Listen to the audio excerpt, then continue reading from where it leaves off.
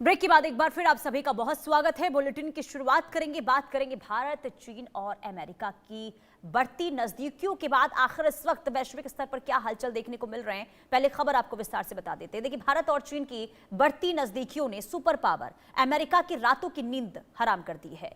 दरअसल वॉशिंगटन का असली डर यह है कि अगर एशिया की ये दो बड़ी ताकतें हाथ मिला लेंगी तो उसकी वैश्विक दादागिरी का जो धंधा है वो ठप हो जाएगा।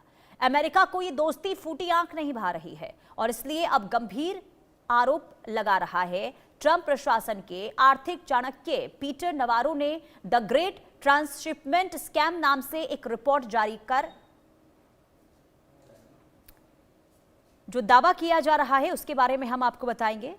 और दरअसल लगातार जो नजदीकियां बढ़ रही है इसको लेकर आपको बता दें कि 40 से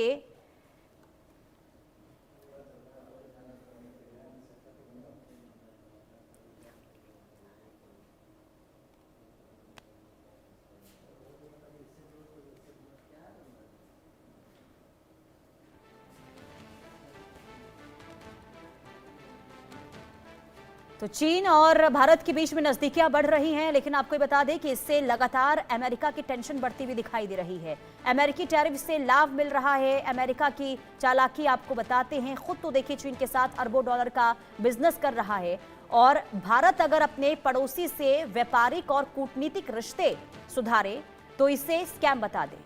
असल दर्द ये ही है कि अमेरिका को वो पुराना दांव पूरी तरीके से फेल हो चुका है जिसमें वो भारत को चीन के खिलाफ मोहरा बनाकर इस्तेमाल करना चाहता था। पहले रूस से तेल खरीदने पर ज्ञान बांटा, अब चीन के नाम पर आंखें दिखा रहे हैं। अब जब भारत इंडिया फर्स्ट की नीति पर चलते हुए अपनी शर्तों पर फैसले ले रहा है तो यही बात ट्रंप और उनके सलाहकारों को हजम नहीं हो रही है। आखिर वॉशिंगटन चाहता क्या है और भारत पर दबाव डालने के पीछे उसकी मंशा क्या है? इन्हीं सब मुद्दों पर हमने जनता की राय जानने की कोशिश की। आइए सबसे पहले आपको बताते हैं कि जनता ने क्या कहा है। कुछ हमारे सवाल थे और उन सवालों को लेकर हम जनता के बीच में पहुंचे।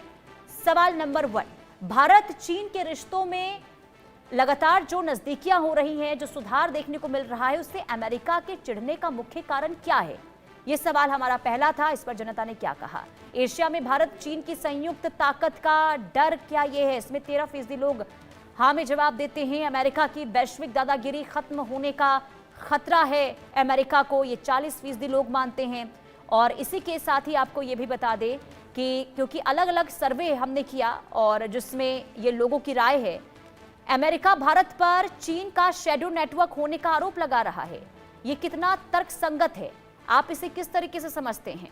इस पर लोगों ने क्या जवाब दिया है वो भी समझ लीजिए। पूरी तरीके से बेबुनियाद है, 34% लोग कह रहे हैं। अमेरिका अपनी नाकामी का ठीकरा भारत पर फोड़ रहा है, 27% लोग कहते हैं।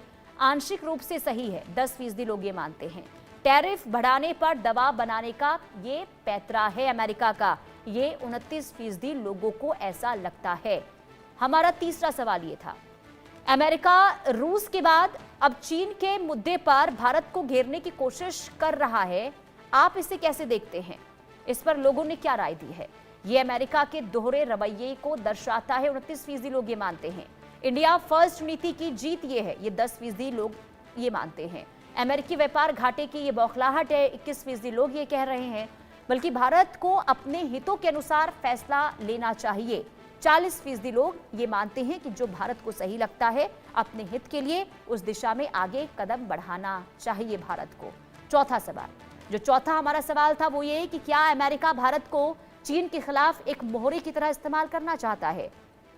हाँ में लोगों ने जवाब दिया, 55% की तादाद इतनी थी। अमेरिका की पुरानी नीति इस पर टिकी है, नहीं ये एक व्यापारिक रणनीति है, ये 10% लोग मानते हैं। काफी हद तक अमेरिका की ये कोशिश है, ये 30% लोग मानते हैं। कुछ भी कहना जल्दबाजी होगी, ये 5% लोग मानते हैं। पांचवा हमारा सवाल था, भारत चीन की सुधरती केमिस्ट्री का वैश्विक आर्थिक संतुलन पर आखिर इसका असर क्या पड़ेगा? अमेरिकी दादागिरी कमजोर होगी, 30% लोग ये मानते हैं। एशिया मजबूत आर्थिक केंद्र बनकर उभरेगा, 41% लोग ये मानते हैं। अमेरिका और कड़े आर्थिक प्रतिबंध लागू करेगा, 12% लोग ये मानते हैं। वहीं वैश्विक व्यापार में अनिश्चितता और तनाव बढ़ेगा, 17% लोग ये मानते हैं कि इससे अमेरिका और भारत के बीच में जो है तनाव बढ़ने की संभावना है। हमारे साथ मेहमान जुड़ चुके हैं, मिताली निकोरे अर्थशास्त्री और प्रोफेसर स्वर्ण सिंह अंतर्राष्ट्रीय मामलों के विशेषज्ञ हमारे साथ जुड़े हुए हैं। आप दोनों का बहुत स्वागत है इस चर्चा में। सबसे पहले मैं आपके साथ ही स्वर्ण सिंह जी इस चर्चा की शुरुआत करना चाहूंगी। जरा समझाइए कि क्योंकि देखिए हमने देखा है कि कैसे भारत और चीन के बीच में सीमा विवाद को लेकर तल्खी देखने को मिलती रही है, लेकिन अगर भारत इंडिया फर्स्ट की नीति के साथ रिश्ते सुधारना चाहता है, बातचीत के दरवाजे चीन के साथ खुले रखना चाहता है, तो आखिर इससे क्यों आपत्ति हो रही है अमेरिका को? देखिए, सबसे पहले तो ये कि अमेरिका को व्यापार को लेकर शुरू से ही, चाहे आप राष्ट्रपति ट्रंप का पहला कार्यकाल देख लें या अब दूसरा काल, उनको ये हमेशा से शंका रही है कि पूरा विश्व अमेरिका का फायदा उठाने में लगा हुआ है और उस पर किस तरह से रोक लगाई जा सकती है। ये उनका रुझान है जो बार बार सामने आता है, और जो रणनीति वो अपनाते हैं वो अक्सर वहीं के जो कोर्ट हैं उसको नकार देते हैं। तो अब जो हम आज बात कर रहे हैं वो ये कि करीब 40 ऐसे देश आइडेंटिफाई किए हैं। पीटर नवारो जो उनके व्यापार के सलाहकार हैं राष्ट्रपति ट्रंप के, उन्होंने एक रिपोर्ट निकाली और इस तरह कहा कि 40 देश जो हैं वो ट्रांसशिपमेंट कर रहे हैं चीन के लिए। मतलब चीन का सामान किसी दूसरे देश से जाकर फिर उसका निर्यात हो रहा है अमेरिका को।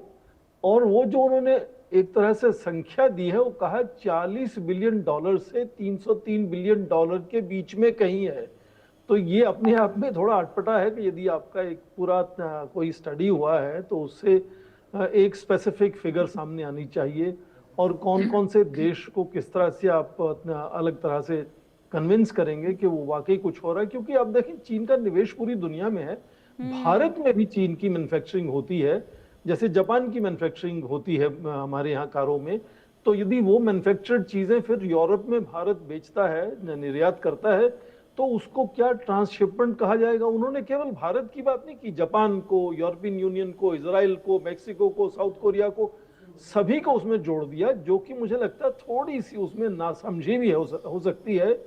क्योंकि जब निवेश होता है, भारत का निवेश जैसे मान लीजिए होता है कहीं, तो वहाँ लोकल मैन्युफैक्चरिंग भारत करता है, और वहाँ से यदि वो देश आगे निवेश लेकर निर्यात को बढ़ाता है अपने को, तो क्या उसको ट्रांसशिपमेंट मान लिया जाएगा? ये बात थोड़े 2023 से शुरू हुई थी, जब रूस का तेल दुनिया भर में जाने लगा, तो उन्होंने कहा कि ये ट्रांसशिपमेंट का फायदा उठाकर रूस है तेल जो अपना न तेल कह के किसी दूसरे देश का तेल बनाकर बेच रहा है जी। उस वक्त भी इस तरह की कुछ बात सामने आई, कंप्लायंस नोट उन्होंने निकाला था इस तरह का। तो ये एक तरफा बात मनमर्जी की, और पीटर नवारो जो जिनकी ये रिपोर्ट है, उनका रुझान भारत के प्रति शुरू से ही इस तरह से आक्रामक रहा है। हाँ। वो नाराज रहते हैं किसी तरह से भारत से। तो मुझे लगता है कि इसको ज्यादा से ज्यादा आप एक दबाव बनाने की रणनीति के तौर पर देख सकते हैं कि भारत से जिस तरह से उनका व्यापार पर लगातार बातचीत चल रही है, तो किस तरह से और ज्यादा प्रभाव बनाया जाए। और खासकर जो एक सैंक्शंस का बिल वहां की संसद में लगातार उस पर बहस चल रही है, सीनेट में पास हो गया है, लोअर हाउस में, हाउस ऑफ रिप्रेजेंटेटिव में वो इस वक्त है, उसके साथ मिलकर देखें जो राष्ट्रपति ट्रंप को देने जा रहा है 100% टैरिफ लगाने की बात। तो इसलिए थोड़ा सा ये एक तरह से चिंता का विषय हो जाता है इस रिपोर्ट की आने से। पर अपने आप में इसका कोई, मुझे लगता है कि इसका जो क्रेडिबिलिटी है रिपोर्ट की, मुझे नहीं लगता कि बहुत ज्यादा इसकी क्रेडिबिलिटी है कि किस तरह से आप आइडेंटिफाई करेंगे कि कौन सी चीजें केवल ट्रांसशिपमेंट हैं और कौन सी चीजें वहां का निवेश है और लोकल प्रोडक्शन है, लोकल उत्पादन है उसका, फिर वहां से तो सर जरा ये समझाइए इस रिपोर्ट के जरिए आखिर क्या बताने की कोशिश हो रही है अमेरिका के द्वारा? उन्होंने 3 अलग अलग कैटेगरी जी, सॉरी ये सवाल मेरे लिए था? जी सर, आपके लिए था जी। तो जो रिपोर्ट अभी पीटर नवारो की आई है, द ग्रेट शिपमेंट स्कैम, एक तो अपने आप में नाम उसका बड़ा दिलचस्प है। उन्होंने 3 कैटेगरी में देशों को बांटा है। और भारत को कम से कम जो कम कैटेगरी है जिसमें ट्रांसशिपमेंट में उन्होंने कहा कि कानूनों का बहुत ज्यादा उल्लंघन नहीं हो रहा है, उसमें भारत को उन्होंने डाला है। जैसे मैंने कहा कि उसमें उनके अपने बड़े खास दोस्त देश जो है, जापान है, इजराइल है, मैक्सिको है, साउथ कोरिया, यूरोपियन यूनियन है। पर फिर भी उसको आप यदि ये कह रहे हैं कि कानूनों के अंतर्गत ही ये सब निर्यात हो रहा है भारत से अमेरिका के लिए, तो उसको फिर आप उसके साथ ये भी कह रहे हैं कि पेनल्टी टैरिफ लगेंगे, मार्केट एक्सेस हम आपको बंद कर देंगे, या दूसरे किसी तरह के सैंक्शंस भी लगा सकते हैं। तो यदि कानूनों के अंतर्गत ये चीजें हो रही हैं तो फिर ये टैरिफ की बात उसमें कहां से आ गई? तो थोड़ा सा अटपटा है ये, और हमेशा से हम देख रहे हैं कि राष्ट्रपति ट्रंप के कार्यकाल में ज्यादातर चीजें इसी तरह से अटपटी सामने आती हैं। ठीक है, और एक बात मैं आपसे समझूंगी मिताली जी, क्योंकि एक तरफ तो देखिए खुद डोनाल्ड ट्रंप जाकर शी जिनपिंग से मुलाकात करते हैं, चीन के साथ संबंध बेहतर करने की कोशिश करते हैं, लेकिन भारत के साथ अगर रिश्ते बेहतर हो रहे हैं तो आखिर इसे लेकर क्यों आपत्ति जताई जाती है? खास करके देखिए जो रिपोर्ट जिस पर हम चर्चा इस वक्त कर रहे हैं, जो अमेरिका के द्वारा जारी किया गया है, इस रिपोर्ट के जरिए ये बताया गया है कि अर्थव्यवस्था को काफी नुकसान पहुंचा है। जो चीनी सामान का जो इनडायरेक्टली जो अमेरिका तक पहुंच रहा है, उससे भारी पैमाने पर क्षति पहुंची है अमेरिका को। तो आखिर ये क्या बताने की कोशिश हो रही है? थैंक यू पुनीता जी। मैं ऑफ कोर्स प्रोफेसर के साथ पूरी तरह से अग्री करती हूँ, उनका जो पूरा एनालिसिस है। आप ये समझिए कि पीटर नवारो जी को मुझे लगता है इकोनॉमिक्स का ई तो बिल्कुल आता ही नहीं है, क्योंकि इकोनॉमिक्स में हमें सबसे पहला लेसन ये मिलता है कि आप अगर कोई एक पदार्थ बनाते हैं, if you are manufacturing any good, और दूसरा देश एक ऐसा पदार्थ बनाता है जो आपसे कम प्राइस में वो बना सकता है, तो आप दो देश मिलकर ट्रेड कर सकते हैं। और ट्रांसशिपमेंट क्या होती है वो तो उनको बिल्कुल ही नहीं समझ में आता है, क्योंकि ट्रांसशिपमेंट का मतलब होता है कि जो आपका कॉस्ट है ट्रांसपोर्ट का, जैसे कि अगर मैं भारत से अमेरिका कोई पदार्थ भेज रही हूँ, या अगर मैं भारत से यूरोप कुछ भेज रही हूँ, तो हो सकता है कि भारत, श्रीलंका, बांग्लादेश, पाकिस्तान, बहुत सारे लोग यूरोप अपने एक्सपोर्ट्स भेजते हैं, तो उनका ट्रांसशिपमेंट दुबई में होता है, क्योंकि आप उसे एग्रीगेट करते हैं, उसे एक बड़े टैंकर पे डालते हैं, तो उससे उसकी ट्रांसपोर्ट कॉस्ट कम हो जाती है।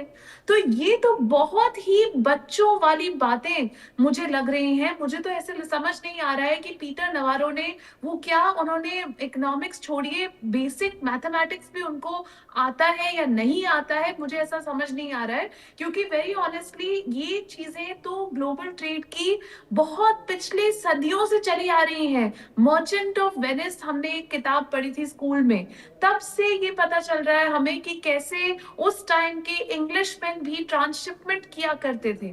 तो ट्रांसशिपमेंट को भी एक मुद्दा बनाना, एक बेसिक लॉजिस्टिक्स सेक्टर को अटैक करना, पूरी तरह से ट्रेड को ऐसे देखना कि मतलब ट्रेड की वजह से तो आपकी इकोनॉमी ही बंद हो गई, मतलब बेसिक इकोनॉमिक्स के प्रिंसिपल्स उन्हें समझ नहीं आ रहे हैं। ट्रेड की वजह से आज अमेरिका की इकोनॉमी इतनी आगे प्रोग्रेस कर चुकी है कि उन्हें बेसिक गुड्स बनाने की जरूरत ही नहीं है, तभी तो वो एआई बना रहे हैं। तो वेरी ऑनेस्टली ये जो पूरा सिचुएशन है, ये पीटर नवारो की पॉलिटिक्स की वजह से, उनकी लैक ऑफ अंडरस्टैंडिंग की वजह से, उन्हें क्योंकि इकोनॉमिक्स समझ नहीं आती है और वो प्रेसिडेंट ट्रंप को बार बार इन्फ्लुएंस कर रहे हैं और प्रेसिडेंट ट्रंप भी इन्फ्लुएंस हो रहे हैं।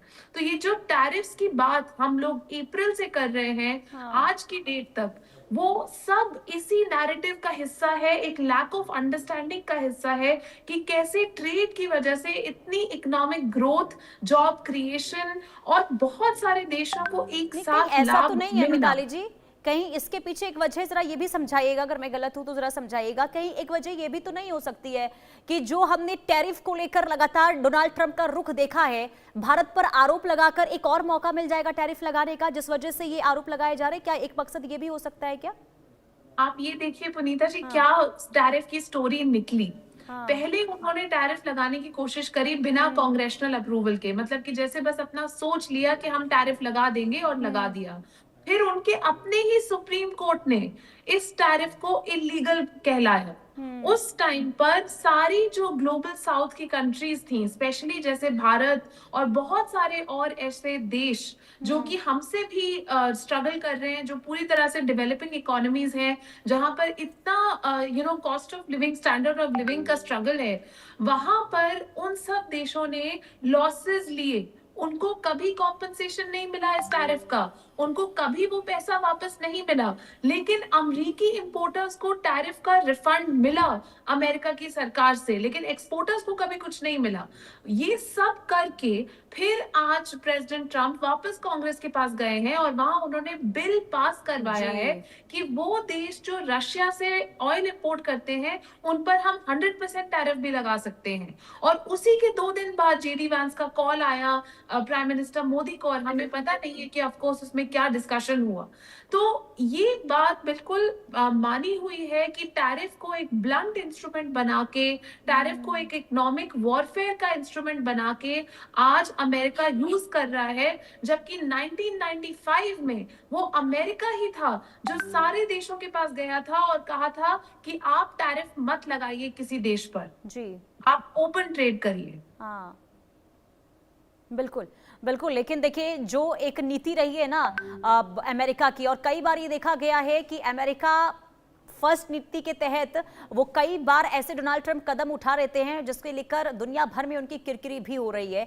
लेकिन सर जरा आप ये समझाइए, अब इससे क्या ये माना जाए कि अमेरिका और भारत के बीच में रिश्ते व्यापारिक तौर पर खराब होने की भी उम्मीद है क्या? नहीं, मुझे नहीं लगता कि रिश्ते बहुत खराब हो जाएंगे, क्योंकि हम अक्सर क्या देखते हैं कि जो इस तरह की खबरें हैं वो ज्यादा उभर कर सामने आती हैं, जबकि व्यापार लगातार भारत और अमेरिका में हो रहा है। और व्यापार में भी अलग अलग जो मर्चेंडाइज है उस पर अलग अलग तरह के टैरिफ हैं। करीब मोटे तौर पर जो 10% टैरिफ इस वक्त हैं वो करीब 70% मर्चेंडाइज पर है, और कुछ मर्चेंडाइज स्टील एल्युमिनियम वगैरह में टैरिफ ज्यादा भी हैं, पर सर्विसेज में इस तरह की कोई नुकसान अभी तक नहीं हुआ है। और दूसरी बात कि ये सब जो आपस में टकराव तनाव चल भी रहा है, उसके बाद भी भारत का निर्यात अमेरिका के लिए बढ़ा है पिछले 1 साल में। बहुत ज्यादा नहीं बढ़ा है, करीब 1% या उससे भी कम बढ़ा है, पर भारत का निर्यात अब दूसरे देशों के साथ और अच्छे से बढ़ने लगा है।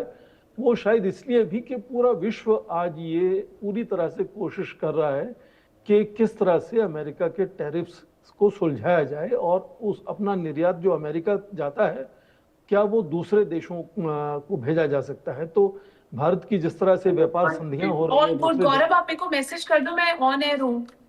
ओके, मैं मिताली जी आपकी आवाज हम तक पहुंच रही है, जरा आप अपने ऑडियो को म्यूट कर लीजिएगा। बोलिए सर। तो हम ये कह रहे हैं कि वो उसके पीछे भारत और अमेरिका के साथ भी साझेदारी, हिस्सेदारी, दोस्ती बहुत अलग अलग आयामों में सेक्टर्स में चल रही है लगातार। हाँ, व्यापार की संधि को लेकर, टैरिफ्स को लेकर कुछ तनाव है, और कभी कभी ये फिर से वापिस आता है, क्योंकि जब भी टैरिफ लगते हैं वहां के कोर्ट ही उसको खारिज कर देते हैं। फिर वो कोई दूसरे तरीके से टैरिफ लगाने की कोशिश करते हैं। अभी जैसे जो लिंडसे ग्राहम बिल की हम बात कर रहे हैं, 100% रूस के नाम से वो टैरिफ लगाना चाह रहे हैं, अब वो सेनेट में, अपर हाउस में, मतलब संसद में पास हो चुका है। राष्ट्रपति ट्रंप अब कह रहे हैं कि इसमें आप ईरान को भी जोड़ दीजिए। तो मतलब ये जहां तक अटपटी बातों की जिक्र है तो उसमें एक के बाद एक आती रहती है, पर जो संस्थान है अमेरिका के, भारत के, उनका जो दशकों से लगातार तालमेल है वो काफी हद तक लगातार चल रहा है। हाँ, उसमें थोड़ा सा बदलाव ये कह सकते हैं कि आ रहा है कि भारत और बहुत से दूसरे देश कोशिश कर रहे हैं कि आपस में तालमेल जो है, व्यापार है, निवेश है, उसको बढ़ाया जाए किस तरह से, ताकि अमेरिका जो इतना एकदम असमंजस में डाल देता है कि क्या करने वाला है उनका नेतृत्व इस वक्त, तो उससे थोड़ा सा बचने की कोशिश में भी सारे देश लगे हुए हैं। तो भारत का व्यापार चाहे अमेरिका के साथ हो या व्यापार पूरे विश्व में हो, वो लगातार बढ़ रहा है। और अमेरिका के साथ भी ये तनाव के चलते भी बहुत सी चीजें हैं जो लगातार चल रही हैं, चाहे वो आपस में इनोवेशन की बात हो, रिसर्च डेवलपमेंट की बात हो, व्यापार की बात हो, निवेश की बात हो, अलग अलग सेक्टर्स में लगातार। हाँ, कुछ सेक्टर्स इफेक्ट होते हैं, उसमें कोई दो राय नहीं है, वो कोई भी राष्ट्रपति हो, कुछ सेक्टर्स में अड़चने लगातार आती ही हैं, पर जिस तरह से राष्ट्रपति ट्रंप चीजों को पेश करते हैं ना, वो थोड़ा सा उनका अंदाज बहुत ही अलग है, कह बिल्कुल। सकते हैं, परंपरा से हटकर है। बिल्कुल। और वो खबरों को बहुत सेंसेशनल तरह से हम मीडिया में देखते हैं कि ये हो रहा है, और वो हो रहा है। ये लगातार वो करते हुए नजर आ रहे हैं। जब से सत्ता में आए हैं, वो जो कदम उठाते हैं, जो बोलते हैं, जो बयान देते हैं, कई बार तो उनके बयान के अलग ही मायने निकाल लिए जाते हैं। बहुत शुक्रिया आप दोनों का, समय फिलहाल इतनी की इजाजत देता है इंडिया न्यूज के साथ जुड़ने के लिए।